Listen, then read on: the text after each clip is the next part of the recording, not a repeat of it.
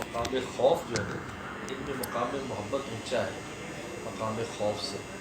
اگرچہ خوف بہت بزرگ اکثر طاری رہتا ہے بزرگوں پر، لیکن مقام عشق اور محبت میں جو بزرگ ہیں نا جی وہ بہت کم ہے تعداد میں. اس کا فرق کیا ہے کہ جو مقام خوف میں ہوتے ہیں وہ اپنی ذات پر ڈرتا ہے کہ مجھے یہ ہو جائے گا، اور مقام عشق اور محبت والا محبوب کی وجہ سے کہ محبوب کو ایذا ہوگی، یہ بہت اونچی سوچ ہے، ان کو ایذا ہوگی، ایذا یعنی ان کو تکلیف ہوگی محبوب کو اگر میں ایسی کو کام کروں گا، اس کی سوچ یوں دوسرے میں اس میں چلی جاتی ہے. جس طرح حضرت ابوبکر صدیق رضی اللہ عنہ چونکہ عاشق تھے تو جب کفار قریب آ گئے اور انہوں نے دیکھا کہ اب قریب ہے اور نیچے پاؤں کو دیکھیں گے تو ہمیں دیکھ لیں گے، تو انہوں نے کہا کہ تو قرآن میں لفظ میں لا تحزن، وہاں مفسر نے لکھا کہ لا تحزن کا لا تخف نہیں کہا، جیسے موسیٰ علیہ السلام کو کہا لا تخف مت ڈر. اچھا وہ اپنی ذات پر ڈر رہے تھے، یہ لا تحزن ان کو رسول اللہ کا غم تھا کہ ان کو کچھ نہ ہو جائے، اپنی ذات کی تو سوچ ہی نہیں تھی. کہا کہ یہ مقام عشق تھا.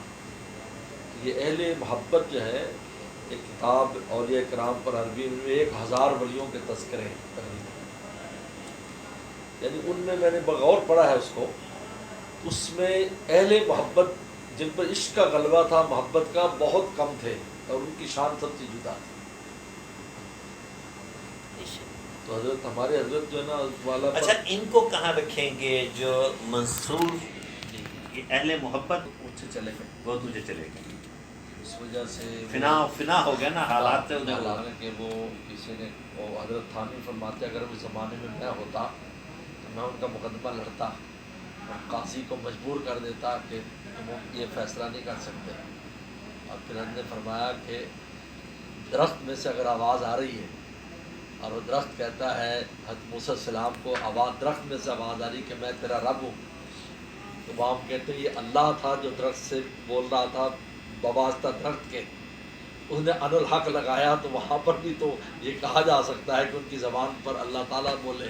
مولانا شیخ علی تھانوی صاحب بہت یہ اگر انہوں نے ان الحق کہا ہے تو ہم کو کہ اس نے اپنے لیے کہا ہے. یہ نہیں مولانا تھانوی تو بیرسٹر بھی تھا ان بیان میں، اس زمانے میں بیرسٹر بہت پڑھے لکھے ہوتے، آج کل کہتے ہیں نا سب ملنے لیے بیٹھتے ہیں. تو انہوں نے کہا اگر آپ بیرسٹر ہوتے ہیں نا تو کوئی آپ کے سامنے نہیں کھڑا ہوتا.